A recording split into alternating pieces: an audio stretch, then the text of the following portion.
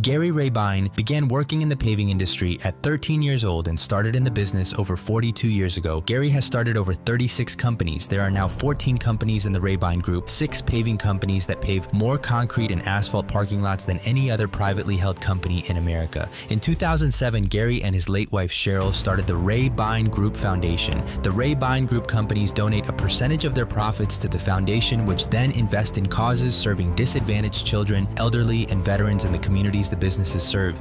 His passion for mentorship and inspiring others led him to start the podcast Ditch Digger CEO, interviewing American rags to riches business titans. Gary loves his country and ran for governor in Illinois in 2022. Gary also was a founding member of Job Creators Network and one of the first investors and mentors to Charlie Kirk and TPUSA. Saving the very best for last, Gary has 2 sons and 2 daughters, with the 2 oldest, Austin and Janelle, both CEOs leading Rabine businesses. Gary now has 5 grandchildren. Gary is a Catholic Christian and knows his abundant blessings come from hard work and a great God. You should stay in the victim mentality. I gotta stand and fight for my honor and my family. That's how I did it, cause you know that's how it had to be. So now I'm slaying dragons and I do it happily. I told him I refuse to be another casualty. I looked inside the dragon's eyes and then I told him casually, hi, I'm a dragon slayer and I got a dragon lair. I'ma go and slay a dragon, then I'm gonna dragon there. I don't care, I ain't scared. Look inside my heart and there's a lion there. Conquering my dragons, I ain't fighting fair. So, Gary, good to be with you. We met through a mutual friend, and it was one of those funny conversations because he says to me, "You've got to meet this Gary guy.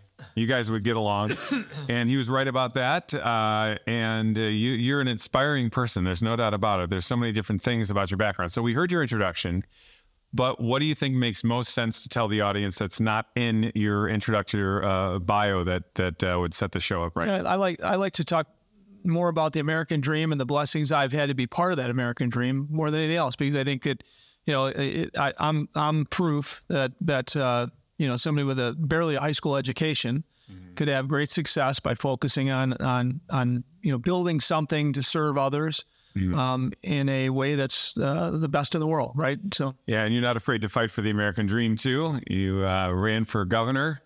And that was a brutal experience, wasn't it? I mean, that's just... It was a great lesson. Yeah, a great lesson. I learned a lot. Yeah, you learned a lot. I mean, I learned that, you know, the same mentality that great entrepreneurs have to serve, in my opinion, the best entrepreneurs have the mentality that they need to serve others and solve their problems better than anybody else. And if you do that really well, success comes, and you can grow a great enterprise, right? If you, especially when you're a big market cap like I am. Yeah. So for my whole life, that's what I've been striving to do, is compete. I like to compete, right? I like to. Yes. I'm still involved in some sports here and there, and some things I do to kind of compete. Yeah. But in business, it's fun because if you gain the skills and you surround yourself with the best people, you can compete at a world-class level. Yeah, even being a hillbilly ditch digger like I am, so it's pretty cool. Did you know that Leading Giants has over 120 micro-learning modules from 4 to 19 minutes on entrepreneurship, communication, anything to maximize your influence? We are here to help you build the life of your dreams by maximizing your influence, growing a company, leading people at levels you've never led before. If you're in sales, having a greater opportunity for increased closing percentages and larger activity than you've ever had before. It's time now for you to jump in and join Leading Giants. All you have to do is press that button right down there. In order to access this, share with your friends, become a giant. We'll go slay some dragons. So a lot of the people who are watching this show are entrepreneurs or budding entrepreneurs. And some of them are just getting off the ground. We have others, obviously, that are doing well, doing very well. But the question that a lot of people have is, I'm 32. I thought I'd be further ahead. I've got 2 kids now. I'm trapped in a regular job. I need to try to set myself free from that. Should I take the leap? How do I take the leap? And I think one of the things that they learn from is just how somebody gets into what they got into. Yeah. So you now, and I know your backstory more because we just sat and, you know, had whiskey, and I've heard all these different strategies you have to grow a billion-dollar enterprise like that. But what is it that that you would say to tie your story to what they're looking for on how you decided to jump into what you're doing? Yeah. So for me, it was easy. I didn't know anything other than like knocking on doors to do business, to make a living. I through high school worked for a little paving contractor, My dad had a small business as well, so he worked in the factory and then had a little business cutting trees and doing some things for residential services. And so I worked with my dad, and then when my dad was working in the factory, I worked for this other guy paving driveways, and I learned how to pave driveways and what it was like to make a difference in somebody's yard in a matter of hours, right? Yeah, it's kind of fun, kind of cool. And by the time I was graduating high school, I realized I wasn't going to college. I didn't have a lot of support around me. My family didn't believe in a college education, so therefore I kind of didn't either. Yeah. My grades weren't very good. I don't think it is for everybody. It isn't for everybody. My grades are very good because I didn't really excel in a formal classroom atmosphere. I graduated in the top 85% of my class, but that's only because I was the captain of my wrestling team and my football team, and my coaches said, you've got to at least get, D pluses and C minuses. Yeah. If you're going to be on the team, we need you on the team. And so anyway, I got good enough grades to play sports. But that means something, top 85%. I was actually in the Everglades on a boat tour, airboat tour one time, and the guide was born and raised in the Everglades. He's like, yeah, I graduated in the top 10 of my class. There were only 10 of us. Yeah. Anyway, so very similar to that. Yeah. So, okay. So you're competitive. You did that. You recognized something in high school in a job that you had. So this is, I think, one of the big things that happens. There's so many different people that are actually in something that they could turn into something huge. I watch so many people have like this business where it's local and they're just doing one thing and they haven't ever stopped to say, could I do this by 1,000? Yeah. And, what value can I bring that way? Did you start thinking that way in high school right away? So going back to what you said, I think there's different opportunities in your life to go off and do something on your own. I believe as a kid, there's no better opportunity, especially you're living at home still, right? There's no better opportunity to start your first enterprise. Yeah. It's small, but you might figure out a way to grow something, as you said, that's easy in a matter of years, right? That can serve the world or the country. It's like college pro painters. I think I don't know their backstory, but it had to have been like that. Yeah, there's them, and there's I interviewed college hunks moving junk. Oh, you interviewed them, and good people too. I mean, it's kind of a similar story where they did more while they're in college, in business, and ended up that the business they built to pay for their college education became their business, amazing enterprise, right? Yeah. But I would say that when I look at the entrepreneurs that I know today, and I know thousands of them now because I'm in a bunch of leadership organizations. It happens at all different times in life, whether it's the beginning of your life that you figure out there's something you do to put cash in your pocket, and then you figure out how to scale that over time, like I did, or many people I know who are in a business, starting a business on their own while they're in a business, right? Hopefully full transparency with whoever they're working for.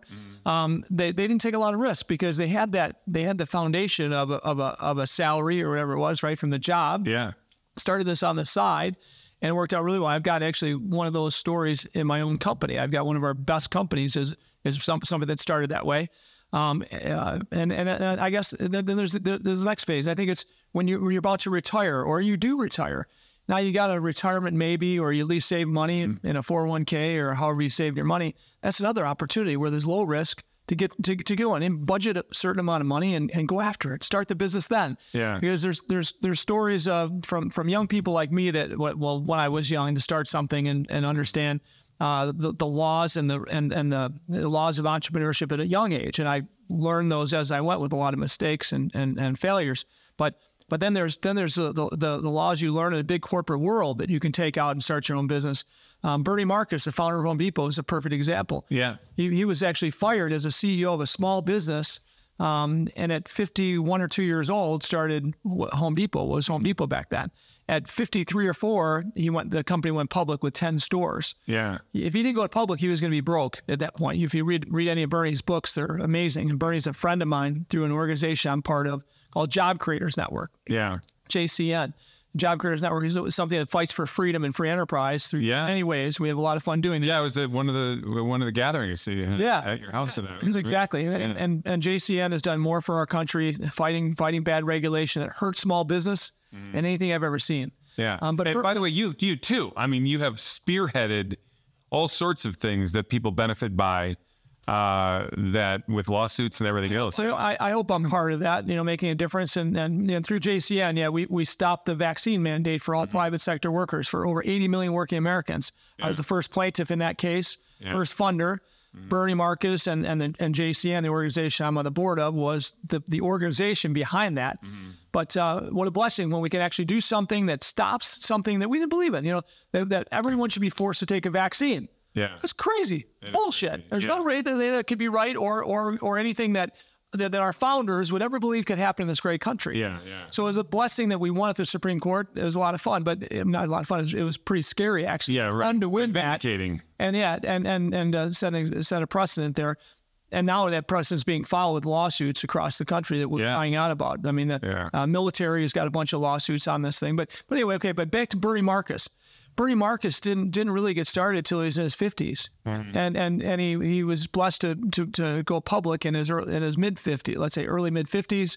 Was a billionaire by 60. Yeah. Right. But this guy was stunted as a CEO really in this little small company he was in. Yeah. Blessing that he got fired at 50 years old, 51 years old. Yeah. But so it can happen at any time, right? And actually when you look at my course of business and my failures and my successes and my failures and successes and failures, right? I had some major failures economically and financially to myself and my family. And yet, really, I could look back and say, I really, I was broke at 53 or 4 years old, 7 years ago or so, right? I went from being super, very wealthy for my standards I'd ever thought. Yeah.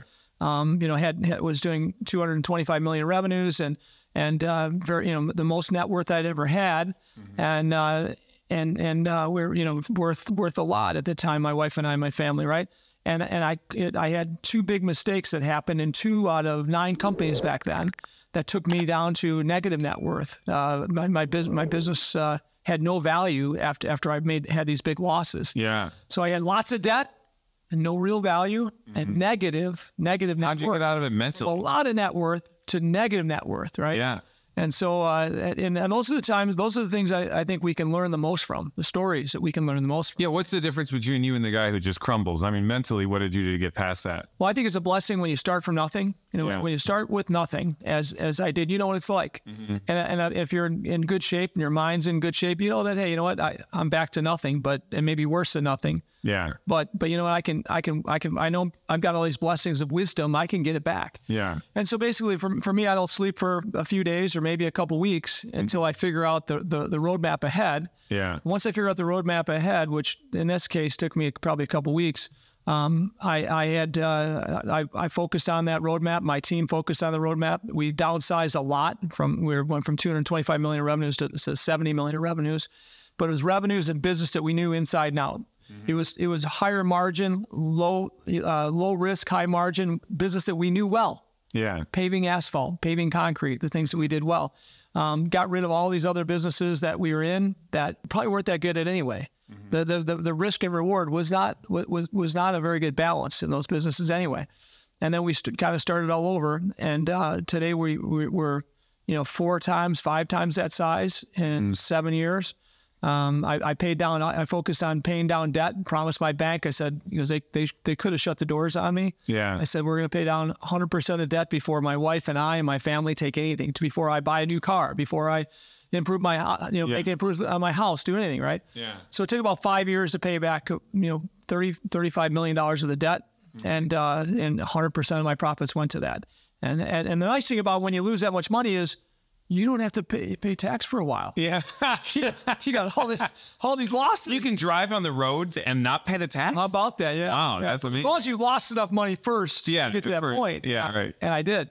So that's how we were. And within 5 years, all our debt was paid off. And today, our businesses operate really with virtually no debt or very little debt. Yeah. So when I think about that, if you were to be the today Gary, and you were to sit down with the 20-year-old Gary, what would you tell that Gary if I'd have known then what I know now? What would be the big takeaway you'd give him? So my son is the CEO of all our companies today. My daughter is the CEO of one of our companies, one of our bigger companies, And then I've got all these other leaders. We got 14 companies, and those lessons are told often to them, right?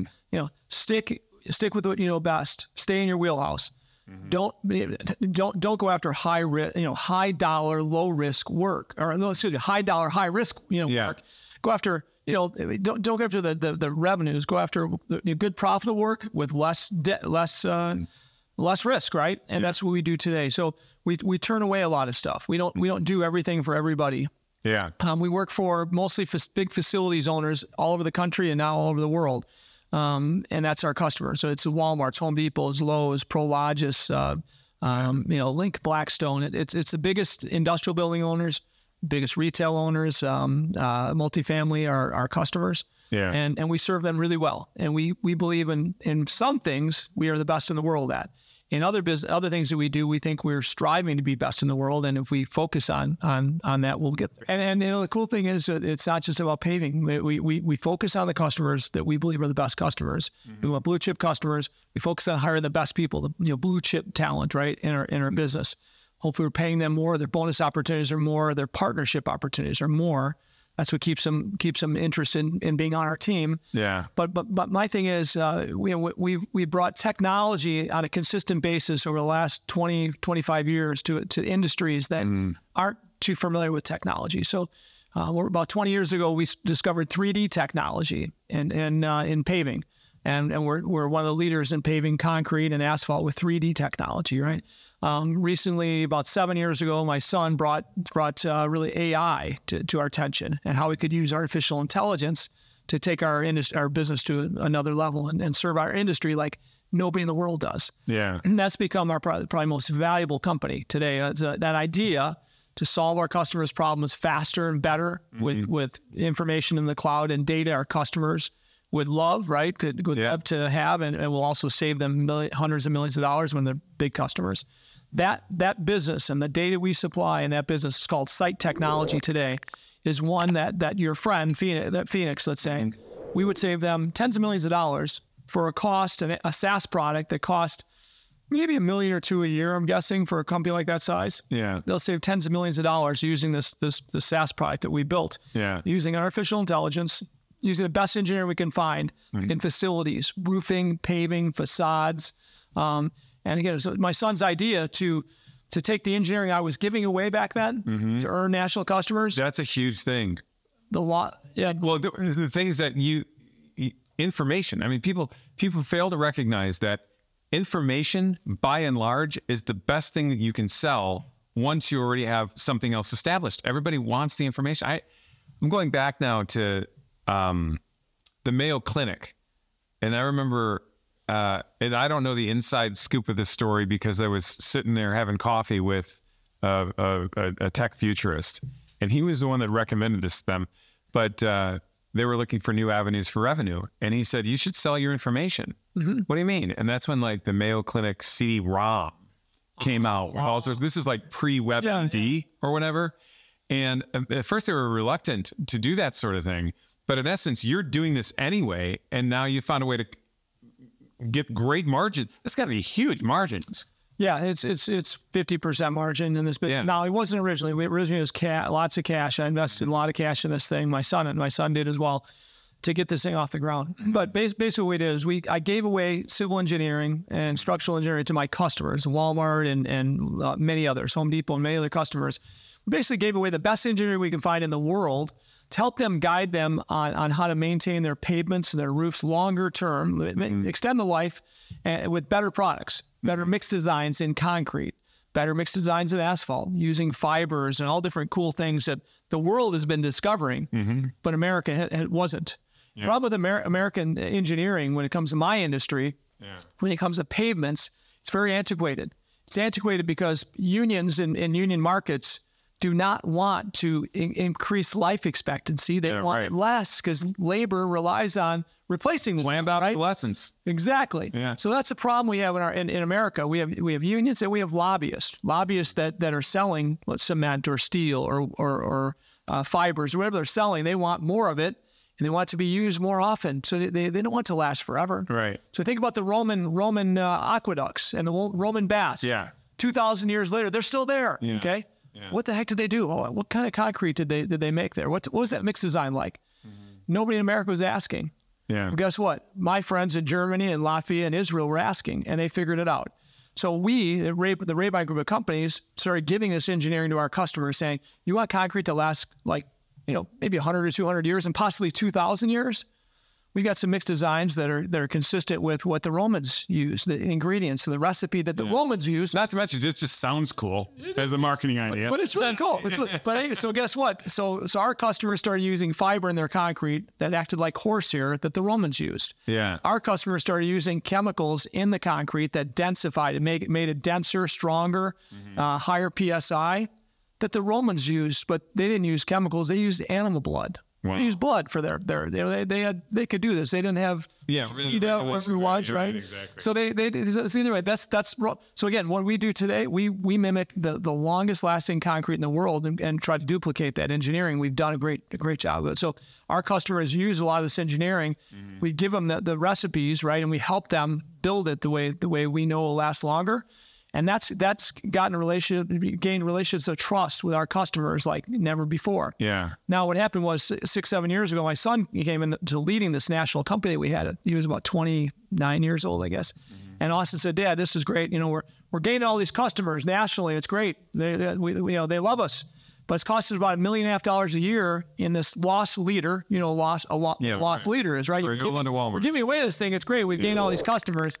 But boy, you know what, Dad? We can serve them way faster, solve more of their problems if we would use artificial intelligence. And we can fly drones over these properties. We can load the drones with a script, so the drone pilots just have to put the aircraft up in the air, and then eventually, I think with the scripts flying exactly the way we want them to, taking all the digital information, 100% capture of the pavements and the roofs.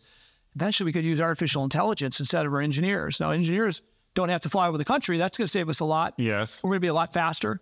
But if our engineers are in their seats in Chicago in our headquarters, boy, you know what? We can start applying artificial intelligence to it, and eventually engineers will just be our consultants to our customers, consulting to the customer instead of doing all this footwork, right? And all this legwork. So sure enough, that was that idea was almost 7 years ago now. And then today it's a business called Site Technology that's leading the world in the space. And about 95% of all that engineering that was boots on the ground is done through artificial intelligence. And it's growing to be even more than that. So it's a fun thing when you can bring technology into dirty businesses. And I say dirty businesses because we get our hands dirty, right? Yeah. Very blue collar. Yeah. I believe you have an opportunity like no other business compared to, let's say, medical, where you got a lot of technology. Yeah. Compared to tech businesses that, when it comes to computers and all that. So either way, we're having a lot of fun, and we're providing more data than these people have ever seen to make better decisions going forward. Yeah. Than they've ever done. I have seen that, though, where there's a lot of organizations where you get your hands dirty, but, because of that, the openness and the need for technology is like, it is a wide open opportunity. It is, not very competitive at the time. And the thinking that you're doing to organize the things that you're doing with concrete translate actually pretty easy to solutions. So here's what I'm saying. Like, one of my companies, a print company, it's a print company. And we have many digital products now, but we started with just print. And whenever, private equity companies would look at us, they'd say, you guys are the most technologically advanced organization that we would ever buy. Our back offices had data everywhere. We saw everything. And the reason for it was because you have to measure anything you can possibly measure to grow a business. And so that door was there, that opportunity was there. What's funny about it is that my team knows I don't even know how to do an Excel spreadsheet. I couldn't make one. I read them all day long, and we even bring in trainers to teach the staff how to do Excel. So here's the CEO of the organization that's more technologically advanced than anything that the private equity companies are buying, and he himself doesn't know how to use a spreadsheet. And I think that people get confused that if you're going to know technology, you're going to sit down with the bits and bytes and know how to program this stuff, or you're just like giving your son the power, the authority, the resources to make sure this happens, right? Hey there, Giant. Dave Duran here, and I want to invite you to subscribe to our brand new e-newsletter where you will get the best of the best tips and insights to unlock the giant in you, build an empire, and slay some dragons. Sign up below. Let's go slay some dragons. Well, I think you're the example of a great entrepreneur. A great entrepreneur in my opinion, I didn't discover this till 20 years in probably, is, you know, again, stay in your lane, right? I'm not a tech guy, and I'll never pretend to be. I know what tech can do, and I know where we can apply it, right? And I know that because I have great tech people that kind of help tell me this, right? Yeah. And I know where technology in the field, as we pave concrete faster than anybody in the world, or asphalt faster than anybody, at higher quality than anybody in the world. I know where the technology came in that allows us to do that. Yeah. But heck, I don't know much about how it was made or how to use it. My teams do, right? People block that all the time. Yeah. I remember one time I said, hey, we need, this is the information we need, and this is how fast we need it on a regular basis. And there was a person in the organization in the operations department that said, well, that can't be done. And I was like, literally, just go watch Apollo 13 and see what they did with the little technology they have to accomplish what they did. And we're saying in today's day and age, anything can be done basically outside of saving a soul with technology. So let's just get it done. And if you find those people and you just point them in the right direction, you say, solve this problem, it can happen. So I think for a lot of entrepreneurs, there's somebody in the organization that's blocking it because they're afraid to let it in, because they're just sitting there with that we've always done it this way mentality. You have 14 companies. How do you manage that human side where you're trying to stretch somebody's thinking into something else and they're just blocking it? What do you do with that person? How do you get them to see the light, or how long are you patient before you replace them? Yeah, no, and that happens sometimes, right? We're blessed at 14 companies. I think we got some of the best leaders we can ever have in positions. Yeah, you've threatened to poach mine. The right, yeah, that's why I don't introduce you. That's right. I think we got some of the best butts in the right seats that we've ever had. And you know, we have great core values that really stress the importance of you know, progress and really, you know, investing in technology and people. And so we also, you know, we believe that every business we're in, we're not going to be in it unless we can strive to be world class. Yeah. And we have some companies we have a few companies we believe are world class. When I say world class, I think a world class is top 1% in the industry you serve. Okay. I believe we have 2 companies I think are top 1 or 2 out of the thousands in the industry, right?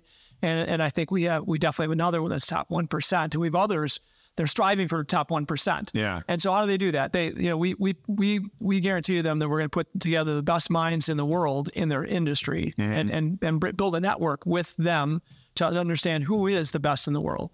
And then from that, we're going to let them, we'll help them, right, to sponge off of that, the best in class in the world, and say, how do we become them? How do we, and befriend that best in class in the world. Yeah. Befriend them, right?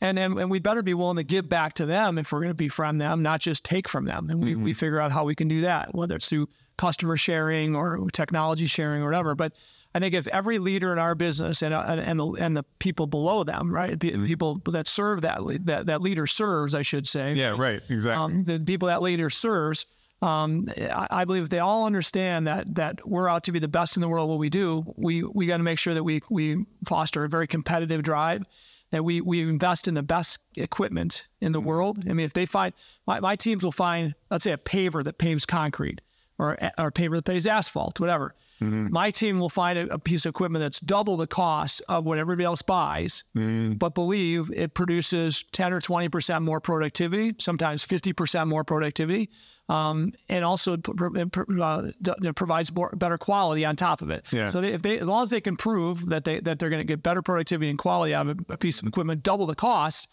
we're going to invest in that. And we've got, I'll tell you where that's gotten us. In concrete paving, we're not like 10 or 20% more productive than our competitors. We're as much as 800% more productive. So when I say that, if anybody listening understands concrete, if you pave 10,000 square feet of concrete in a day with a 8-person crew, that's a good day. Yeah. That's kind of average in the country. As we work across the country, that's the average expectation for a concrete paving crew. 8 people, 10,000 square feet a day. 1,100, 1,200 square foot per person. Yeah. Well, our 8-person crews do about, you can do 80,000 square feet a day. Unbelievable. Or, you know, that's the sales pitch right there. And what price do you put on that? I mean, you kind of earn your own place to. And not only, but with concrete paving and asphalt paving, if you could do it that productive, the quality is that much better too, because with pavements, you have cold joints or hot joints, depending on concrete or asphalt. And the least amount of cold joints or hot joints that you have, the stronger the pavement is, the less issues you're going to have. So the high quality also relies on high productivity. So to be the most productive in the world at this industry, you're going to have a leg up on your competitors. So you're extreme. This is the type of thing that I have a segment in Leading Giants on embrace being extreme. No great person has ever become great without being extreme. And what a lot of people do is they kind of throw that out at somebody like, oh, you're too extreme, like it's a problem. I can't name a great historical respected figure who was not extreme. I can't even name a great father in the home who wasn't extreme, like extreme about goodness, extreme about honesty, extreme about whatever. So you're extreme about, hey, let's go all the way, top 1%. Let's spend the money if we're going to spend it. We're going to have the best products. We're going to innovate. We're going to have the best technology. That whole kind of like extreme understanding of things to take things to the highest level. I think the hardest part about that is when you're assembling a team that embraces it too. And that requires, I think, kind of some transitions and, what stories you have there about it. Yeah, so I think the key for me, I've always been kind of extreme, okay, when it comes to vision and thinking. When I had $2,000 and I'm seal coating driveways, I'm saying, I'm going to be the best residential paving company in Illinois, okay? Yeah. Now, I wasn't paving yet. I was seal coating, but I knew I'd be paving eventually. Yeah. And as soon as I started paving parking lots, we're going to be the best, and this is what the best looks like. I try to visualize and I try to, project the vision to my team, my small team, about what that would look like to be the best. And I had a hard time doing that. And when you're small and you've never had any success, it's hard to get anybody to buy into it, right? Yes. I probably 20 years ago said, started talking about being world class, and I started identifying companies that they could visually look up and understand that they're definitely world class.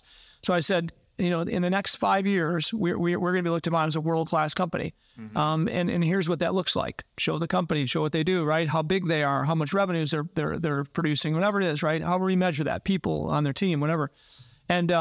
I had people that rolled their eyes for sure, mostly behind my back probably, but they rolled their eyes. They didn't believe that we could do what I thought we could do. I said, this is in the early 2000s, I said, we're going to pave parking lots in every state in the country. Back then, we're only in Illinois pretty much and doing a little bit of work outside of Illinois. And nobody in the country had been paving parking lots in every state in the country. Yeah. So they're like, okay, there's 50,000 companies that do what we do. 0 pave everywhere in the country, in every state in the country. I said, no, we're going to do it. Now, that was a 10-year plan at that point. Yeah. But we got there within 10 years. And, yeah. You know what I love about that is that it's a natural filtration process. The people that roll their eyes, there's 3 groups, really. There are some that roll their eyes and become convinced. There are some that roll their eyes right out the door. And I love that because you don't have to have them leave. They're just basically afraid of the vision and they're not a part of it. And then there are somebody that are like, Gary, let me drive. I'll do it, and I think people miss that. But I would think, Dave, the key for that was really understanding, really getting it out of them why they thought it wasn't possible. Yeah. Getting them to challenge the heck out of my plan, right? Yeah, what a great idea. And then getting them to buy into it after we basically go back and forth on the possibilities and where their role would rely or where their role would be within that plan, right? Yeah. So if a person's a foreman on a crew making $100,000 a year, to get to that plan, we had to be 5-6 times larger in size, needing 300-400 more people, % more people on our team. Yeah. Therefore, that person as a foreman could be a supervisor or a general manager making double what they made. Yeah. And now when you start talking about that, now they start buying in. Yeah, totally. And funny how that works. Yeah, no, I mean, you got it. We all have to worry about where are we going to be taken care of? Where does this take? Where are we in this picture, right? Yeah, what's in it for them is so important. I think, but this is probably, I mean, there are many brilliant things said here, but I think if there's a really salient takeaway, it is that idea of you want to know how do you get ownership with your team, have them start solving the problems with you, and then, because a lot of people do that, but they fail at the second part, tie reward to it. 100%. And when that happens, I mean, huge things happen. Well, and for us, so I've started about 36 companies now in the last 40 years, right? And many of the companies I've started have been ideas that somebody on my team had. They turned into a great idea. Yeah. And then I invested with them in this idea, and we built a business around it, right? Yeah. they got ownership initially, and it was first I was giving away 49% ownership. Eventually, depending on how fast we can get it to the size we thought we'd get it to, and the amount of investment, it might be 10% or 15% or 5%, whatever. But I've got many partners, minority partners in my businesses that drive the growth, that are becoming multimillionaires in some cases, you know, much more than that. And it's so much fun because they're the example that now others are following, saying, hey, how can I become Nick? Nick is an example of a guy that in his house started a little business, came to work for me as an engineer and had this business on the side. And I said, you know, if you're going to come to work for us, you either got to stop doing that or I'll buy 51% of it. It was a $50,000 a year business. And we'll see if we can build it within the Rabine Group of companies and serve our customers with that product. Sure enough, we were able to do that. And Nick, within about 4 years, went on his own with me to be the startup founder of that company. Now, we got to $1 million of services from 50,000. Spun it out on its own. That business has got a $120 million valuation today and growing very fast. Unreal. Nick is a great engineer and a hardworking guy that became an amazing entrepreneur. Because of the vision that him and I together, right, we're able to buy into, that if we can grow it to this, Nick, you're going to be a CEO of a nice sized company. You're going to be 49% owner. You're going to be worth a lot someday, right?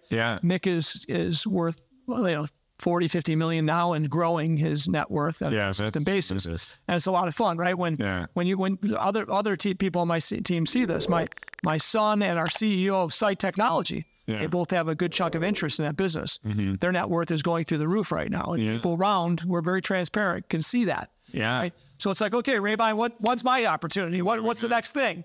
So right now we're on track to buying 20 to 35 paving companies across the country, where I'm gonna have my people within my organization that will partner with me to run that as a equity partner, right? And they're going to be their compensation is going to be based, is going to be a nice salary, right? Decent salary, competitive. But they're going to have a share of interest on the gain value that they create running that business, wherever it is, right? And so again, it's going to be a lot of fun. But when you can build in my opinion, a culture of success and trust and a roadmap for success that people can see, right? Okay, if I can be great at what I do, be passionate about what I do, right? Solve problems like nobody else in my industry. You know, we're gonna be successful, and I'll eventually have this blessing of wealth too, right? And what you're doing too is you're like a millionaire maker. You know, you're not this hoarding guy. You like look at the opportunity to see somebody else and see you have hopes and dreams like I do. Maybe not quite as magnanimously as you do, but they have them. And also, it's just an interesting thing. Many, and I don't know the particulars of the people you're talking about, many people like that. Or I should say this: some, not many. Okay. Could have maybe gone on their own and built something really big. But quite a few of them needed a Gary Rabine in their life in order to get that to happen. And I think it's smart for someone to be able to say, who is that mentor for me right now that can solve the problems that I don't know how to solve? By providing some mentorship, I can attach myself to it until I now build myself into my own Gary. So others have been have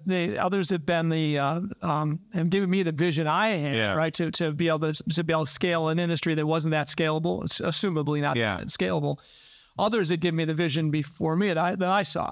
So my goal in my life is to be that person that provides a vision for anybody else to say, if that dumbass hillbilly could do it, right? He's got good morals nowadays, right? He loves God, he loves his family, he loves hard work, right? And success came with that, right? Gosh, if I had some of that, maybe I could be that too. And it's for sure a no-brainer that if you God has a plan for all of us, there's no doubt in my mind. Right? But if you're passionate about serving others, in my opinion, if you're passionate about serving others, sincerely just that, not about making a boatload of money, the money will come.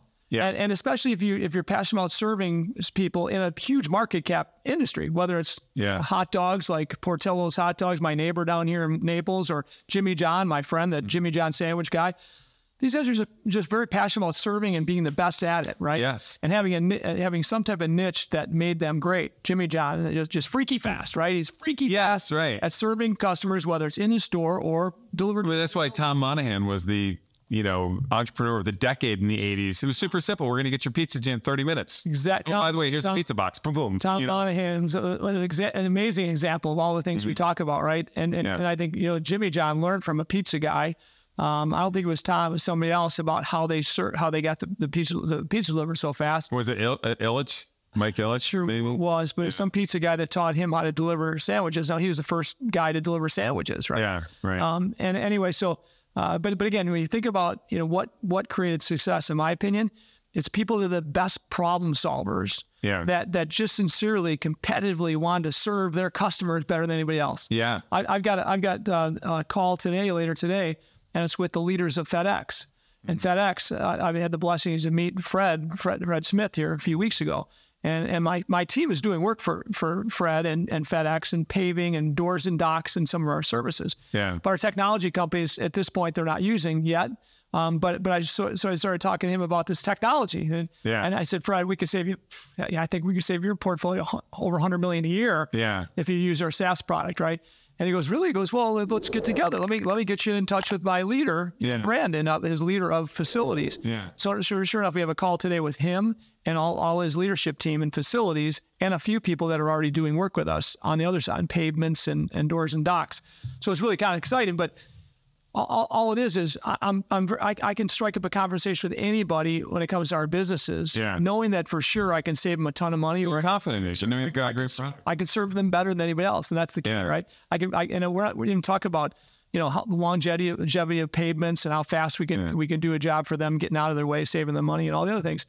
I just wanted to talk to him about the technology that I knew it would flip a switch, and sure enough. He said, "Wow, that sounds really cool." He goes, "Let me in the next couple of days, let me get you in front of." That's the value of building a reputation, and that's the value. He's not going to do that for anybody. You have the ability to speak. I'm on board with him, so right? And exactly. That's actually an interesting thing when you think of networking. I remember as a young man wondering what networking was and not understanding it, and even seeing people that are long in the tooth today go to their little networking group with 10 people, which, by the way, I said that almost condescendingly. I shouldn't say that. Those are actually valuable, and they're good for local businesses in many different ways.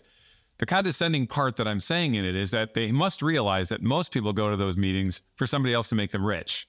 They don't go with the idea of what value can I bring? And you've got to find a group where you're going and everybody else is saying, hey, listen, you might be able to do something for me, but I'm going to do something for you. I'm going to open doors. And it just takes time. And once you start to establish a reputation like that, it is amazing how open I think people are at super high levels of success that people don't realize are open. I mean, they say this to me. I'm sure they say that to you. Dave, I know you're super busy. Well, I am. Productive people are super busy, but that doesn't mean they don't make time for people. Or they say things like, oh, I don't know. I know that you probably have, only a small group of people that you would talk to about this sort of thing. And I'm like, it's not that way. They have a different impression of the way real life is and how willing you are to want to connect people and serve other people in different ways. I think that, networking is all about really building relationships of trust, right? And when you do that well, and you're really good at this, I've seen you work, when you build relationship of trust really well, right? If you do that first and you want to sincerely serve that person, not maybe with your own businesses, just connecting with somebody else that can. Yeah, right, exactly. Again, as you do, okay? And I hope to do more of in my life. I hope I'm good at Well, you're already very, very good at it. But either way, gosh, you know what? If we do that really well, you build a relationship of trust, and whatever industry you're in, it's like, oh, you got to talk to my buddy Dave. He's the guy for that. You got to talk to Rabine. He's the guy for that, right? It becomes that. It's actually not that different than high school. Exactly. At a different level. It's when I was playing football or wrestled, right? What I like the cheerleaders cheer for me in the stands, cheer for me, right? Yeah. What do I want in business? I want raging fans. I want people to say, Rabine, they're the guys. If you want pavements and concrete, or you want technology, and facilities technology, that Rabine, they got it figured out, He's right? The guy. And so the raging fans. Yeah, what was that? It was a book. It was Raving Fans. Oh, it was Raving Fans. It's raving fans, not raging. Raging. Yeah, raging would be. Raving is Raving Fans. Way better than Did you know that Leading Giants has over 120 micro-learning modules from 4 to 19 minutes on entrepreneurship, communication, anything to maximize your influence?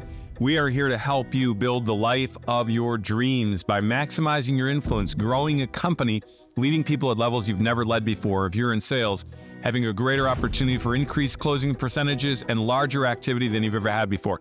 It's time now for you to jump in and join Leading Giants. All you have to do is press that button right down there. In order to access this, share with your friends, become a giant. We'll go slay some dragons. But there was another thing kind of related to that I was going to mention too, and it's that there are serendipitous, I would call them providential openings in business that take place all the time, where it's like, I never thought that I'd be sitting right here doing this sort of thing, but through the relationships that I've made, all of a sudden something happened. And I think staying open-minded to the idea that some people are like, on this path, this is what I'm doing. I'm going to be the next American Idol, but they can't sing. And they just go toward that. And the entire time they're going to be the next American Idol, somebody else meets them and says, hey, I've got a great opportunity. They're like, no, I'm doing this. And they shut out all of these opportunities because they're closed-minded. That could just pop up and be something great. I mean, Nico and I are kind of sitting here in this room for many of those same reasons. You in your own path and me in my own path. That if you just remain open, they're there. Anything stand out for you like that? Yeah, you know, when I knew that you know, we were going to really be diving into more technology, stuff that I didn't understand. You know, I asked myself the question through my national organization, or no, a global organization I'm part of called YPO. Basically said, you know, where do I go to find the best information on technology and meet the best innovators in technology? Well, I found out that there was an event in Israel, and it was it was a 5-day event, and it was going to be just you'd be engulfed with some of the best technology minds in the world that is developed in Tel Aviv, the University of Tel Aviv. So sure enough, I took my son there. My wife and daughter came with for the trip, and my son and I really, you know, spent a lot of time really diving into all these technology leaders. Well, we got to be friends with the guy, the founder of Waze. Waze was Google bought, right, for $1 billion, whatever. So Uri Levine was the guy that started it, and he started it truly just because he was so frustrated with not knowing what's ahead of him in traffic and how do we solve this problem, right? Yeah.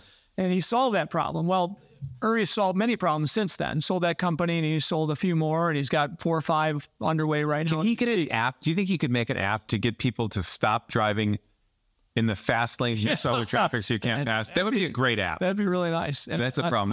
I had that on the way here. I'd love to see that. Yeah, I would love that app. They must have it in Europe, because on the Autobahn, they just automatically do that. I think they should do that. They should build cars with nudge technology and make it socially acceptable to just nudge somebody a little bit. I mean, that would be awesome. A little bigger bump. Do you want extra nudge protection? No, I'm fine. I drive fast. Anyway, so I interrupted you. Okay. No, so Uri Levine has become a good friend of mine, and he wrote a book, you know, and it's just a simple concept back then and still today. And the book he wrote's all about it.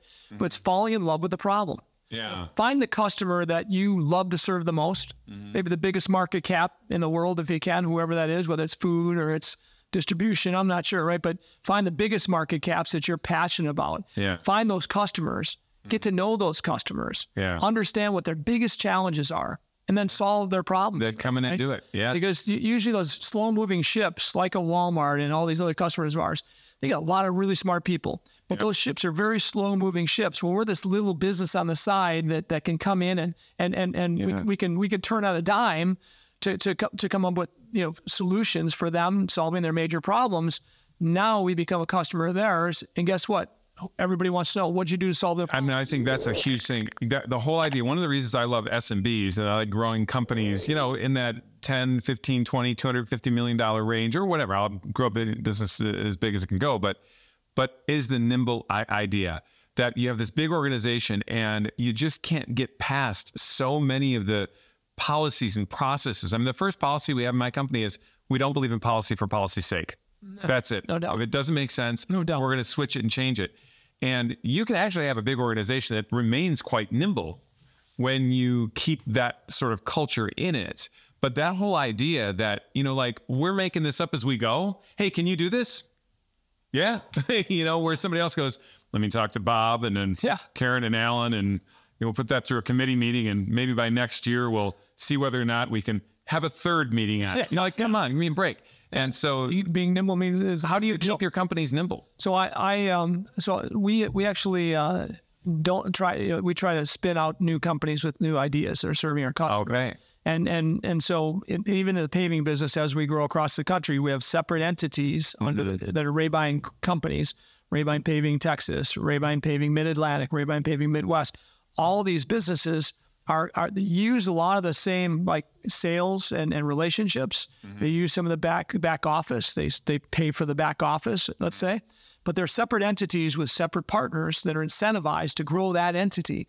Because I believe if the Rabine Group was one company instead of 14, we don't have that individual ownership, right? That independent mind leading that ship in Dallas. Yeah. It might be a little different than Chicago or Mid-Atlantic or out west, right? So I feel like for us, it's been a blessing, and I was kind of forced into this early on in a union battle to have separate entities, right? And so I believe that for us, it's been a blessing because we have individual leaders with individual ownership in each entity.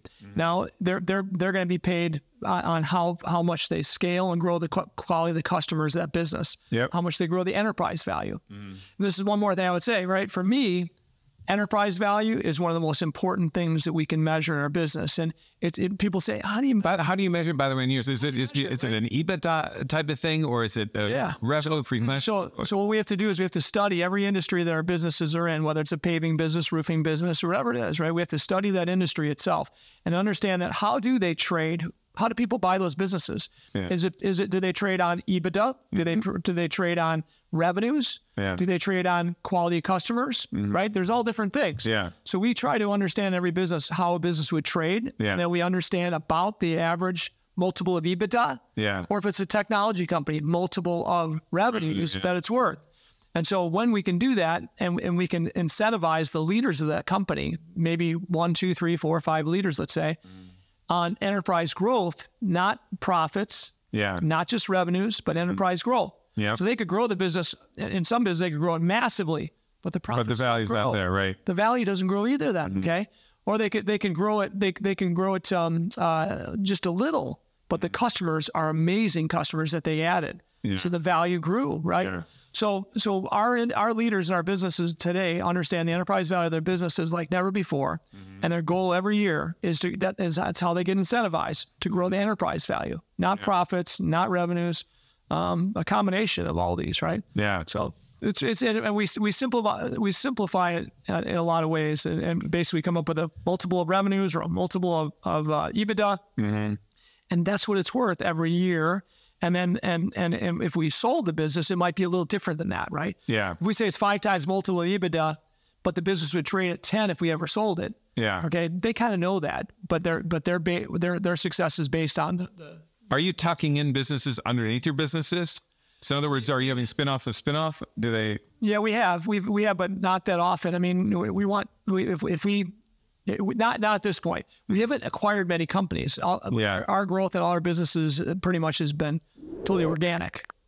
So when you have 14 companies, you're finding the partner, you're inventing the company or the idea, or putting, watering something that was there, finding that partner, they're growing it and taking ownership. An idea spins out of one of those, you form the new company and you keep going. Exactly. So that's how I've done it for the most part. So Pipeview America, the company that I mentioned Nick earlier on, he was doing this from his house, $50,000 a year, and he built his own robot to put in sewers, and it with a complex camera system, televised the condition of pipe for miles and miles.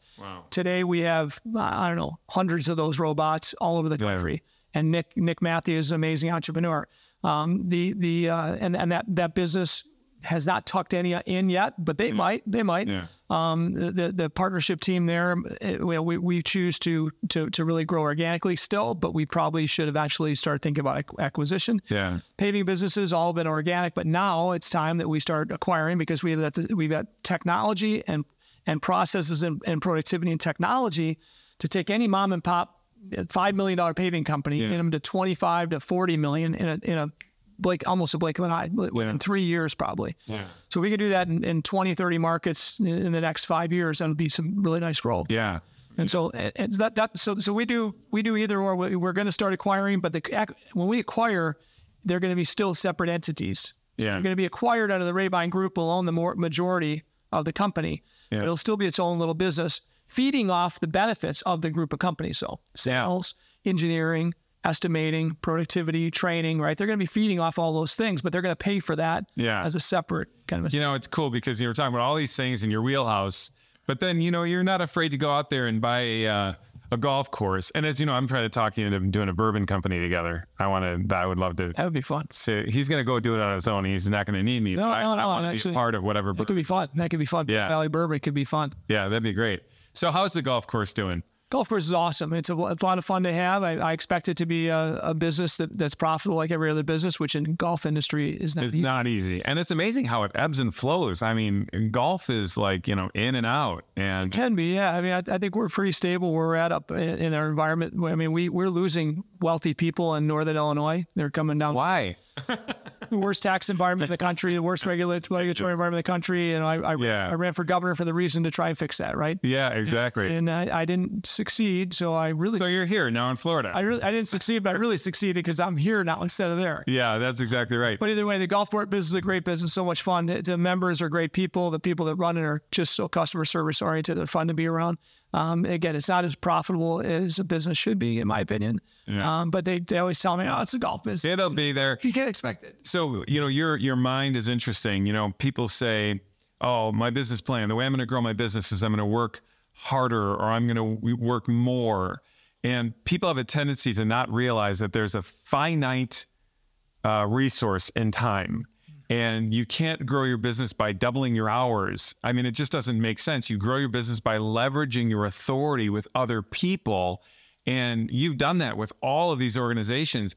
Principally speaking, when somebody does that sort of thing, it has to really, there's like the forming of the person. Like, who are you that allows you to do that? And that ends up being kind of a deeper question. Like, how does your faith impact the way you run your business? I mean, the way you see fairness, justice. You make me think of a lot of things when you talk, when you have this conversation. But I got to tell you, when I've had my toughest times, I look to God and faith like never before.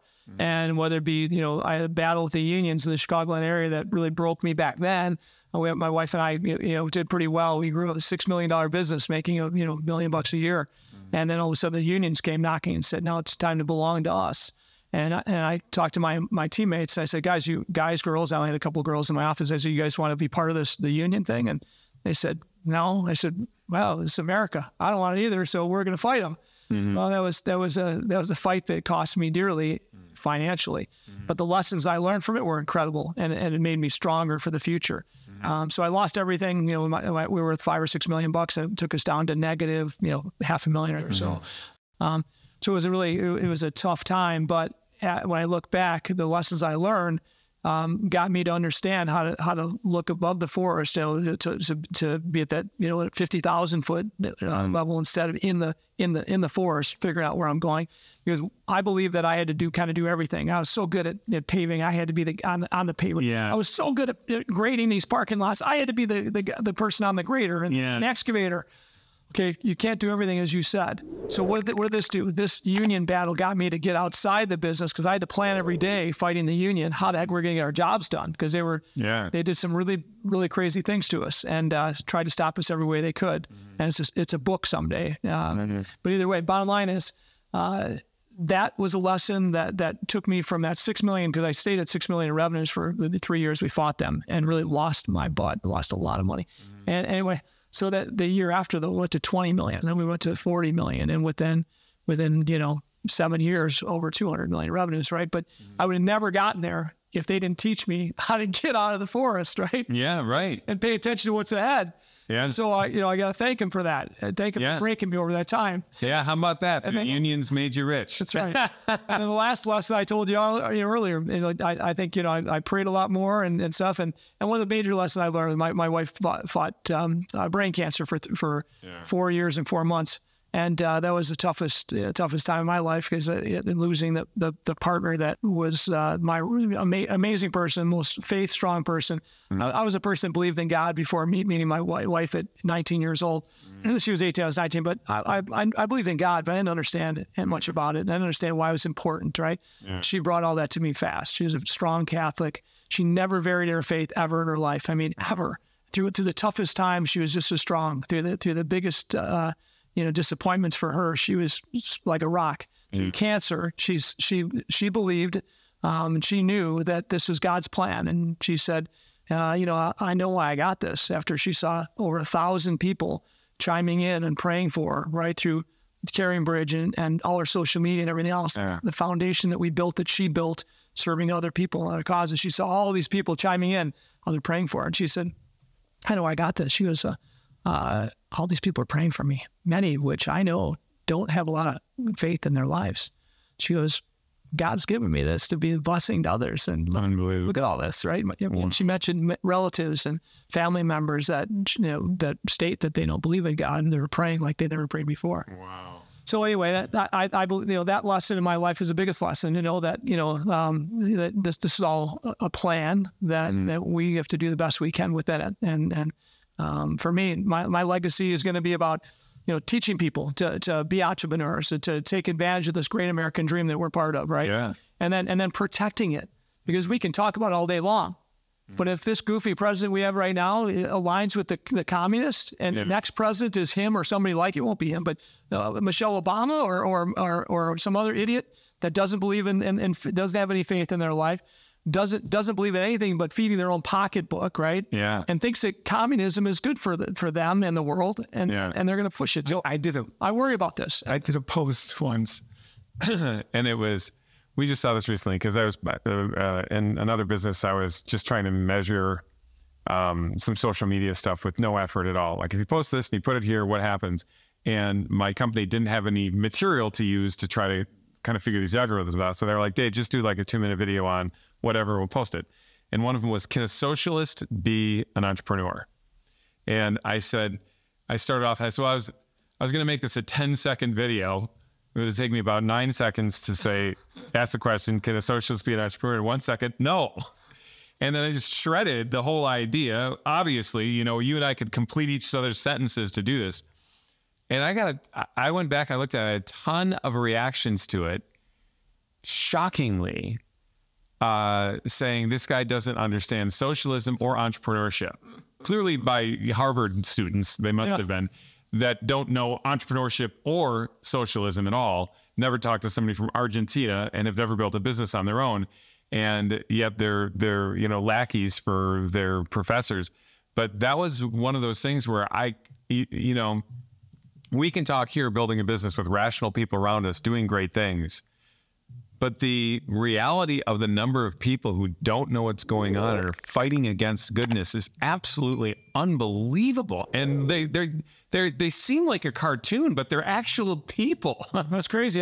So I was on a couple of entrepreneurship boards I was asked to be on. I won some entrepreneurial awards in Chicago and nationally and stuff. And so I was asked to be on these entrepreneurship boards. I was like, wait a minute.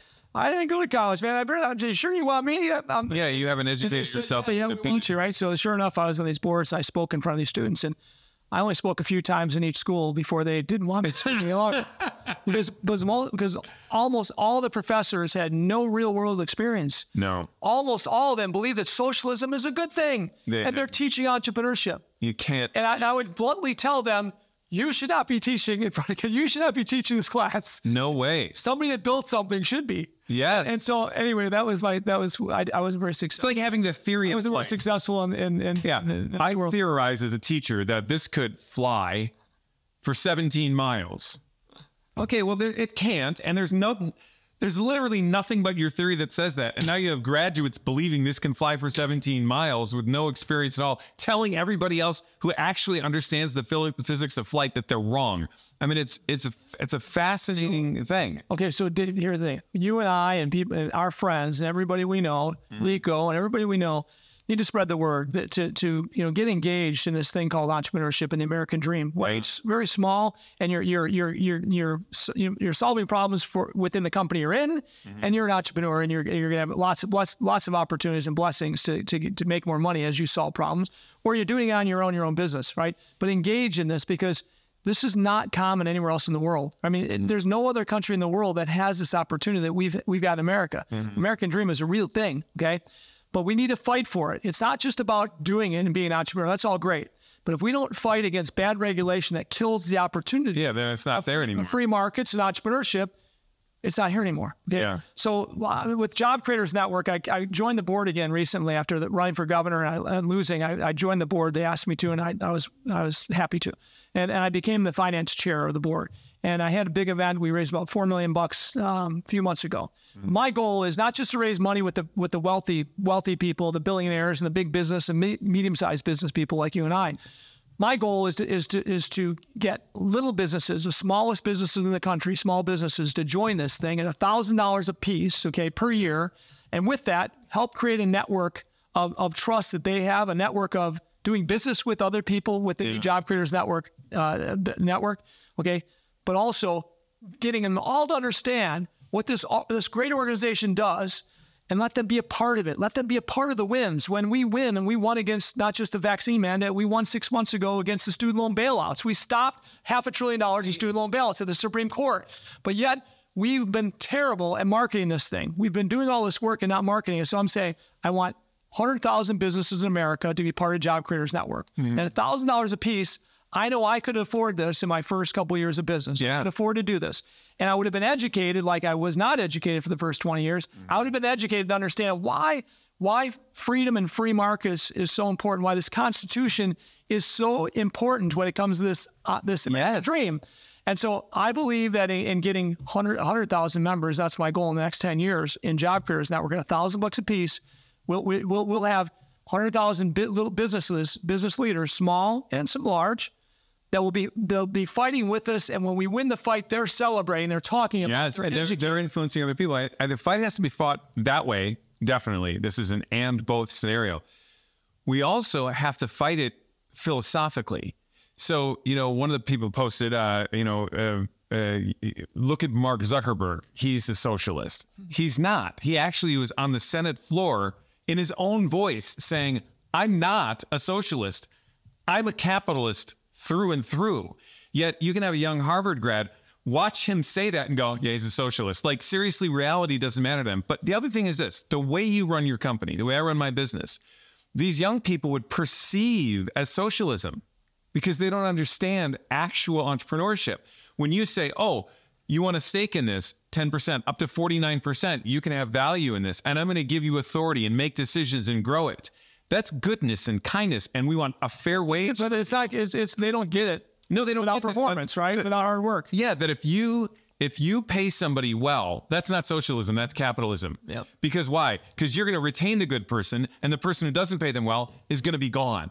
So it's like the way you run a killer business. Yes, they don't get that, and they misinterpret everything. And then there's this whole idea, and there's a video out there. It's a TED talk. I'm gonna shred this thing, but I want to do it charitably, and I haven't figured out how to do it because it's so stupid. Where basically it's that you don't need a leader, that everyone can lead. This like stupid idea that people have out there. So we just have to change the philosophical landscape by educating people on truly what entrepreneurship is and capitalism is, because they're misconstruing these things in ways that they don't just get. Hey, last send-off message to the audience. Has been great talking to you. So many great insights. What would your parting words be to everybody? So my parting words are really, any of us that understand the blessings we have in this American dream, need to fight for it. Sitting back on our hands and being successful, making money, that's a short-lived thing. Yeah. Our lives are very short, right? Yeah. What difference are we going to all make to make sure that this American dream and this free market system is there for our grandkids and their kids? Okay? Yeah. I tell you what, it's a huge challenge. So whether, a person like me, I got 10 or 25% of my life left, I'm not sure, 30, maybe I got 30, 40%, I'm not sure, right? But whatever it is, I want to make a difference, and I want to fight for this thing, this American dream. And I believe that everybody that loves being an entrepreneur, loves this thing called the American dream, needs to understand we have a fight ahead of us. If we don't fight this crazy leadership we have, and I'm Democrat, Republican, I don't believe that's the fight. I believe that Democrats and Republicans, we have on both sides, we have bought individuals that are bought on the Republican side and the Democratic side. Yeah. You could look at their history if you do the due diligence, figure out who's bought and who's not. Yeah. Unfortunately, more on the Democratic side are leaning socialists and communists than ever before. So that's not That's not a good thing. That's not somewhere. And there's sheep's wool clothing on the Republican side. There's people on the Republican side that love that also. They're playing conservative. Sheep's clothing. Exactly. There's plenty of those. Okay. The other one wouldn't be that scary. And they're just simply bought by whatever, whether it be lobbyist or big industry. They're bought by somebody. That's unfortunate. Yeah. Okay. But I would say this. All of us that believe in entrepreneurship need to understand that this country is going in a direction that's not going to allow our grandchildren to have this American dream, have the ability to acquire this American dream at whatever level. It will be a socialist country in the long run, or communist, globalist communist country in the long run if we don't fight. So that's my message: is hey, figure out a way. Whether it's Job Creators Network, I'm involved in Turning Point USA and educating kids in our country.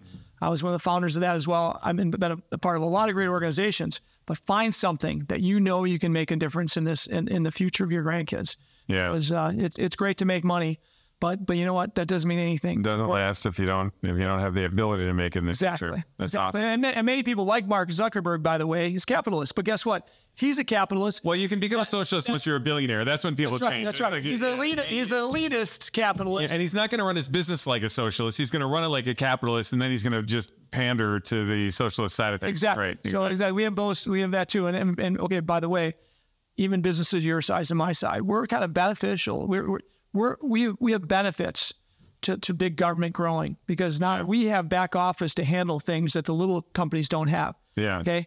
And we can be happy with that, or we can say that's not a good thing because, gosh, you know what? 20 years ago couldn't have grown what I grew. Yeah. If I had that regulation on my back. Yeah, that's smoking a great poison that makes you feel awesome, but will kill you instantly. Exactly. That's what smart people in business, in big business, understand that and are still fighting, like Bernie Marcus and many others, right? Yeah. Still fight even though it's against their own profits. And although, and too, well, actually, just look locally here. We've got. Alfie O. Oh, he's awesome, isn't he? You know, I mean, the guy's making a big difference here, and he's grown his business by, I think he said 4 times when he started taking the stance that he did. And so, you know, I think people can't be that afraid. I mean, really, to take. They can't be, but it's tougher. Like I'm from Illinois, where I've always spoken up for what I believe in. Yeah. It's not with the grain of Illinois politicians or leaders in government. Yeah. I pay the price there. Okay. Yeah. Here in Florida, Texas, North Carolina, South Carolina, and Tennessee, you can speak up as somebody that believes in this great American dream and this great country. And you're going to, overall, most people agree with you. Yeah. But if you're in California, Illinois, or New York, I'm telling you, it costs you a lot of money. It costs you a lot. And it can put you out of business. Yeah. And so we have a hard time with people that believe like we believe, standing up and saying what they believe. Yeah. That's why Job Creators Network as a group is a great organization that could become stronger than the U.S. Chamber of Commerce or NFIB has ever been. Yeah. Because we can be the non-woke version, because those companies, those organizations are totally woke. It can be the non-woke version that sticks together and creates strength.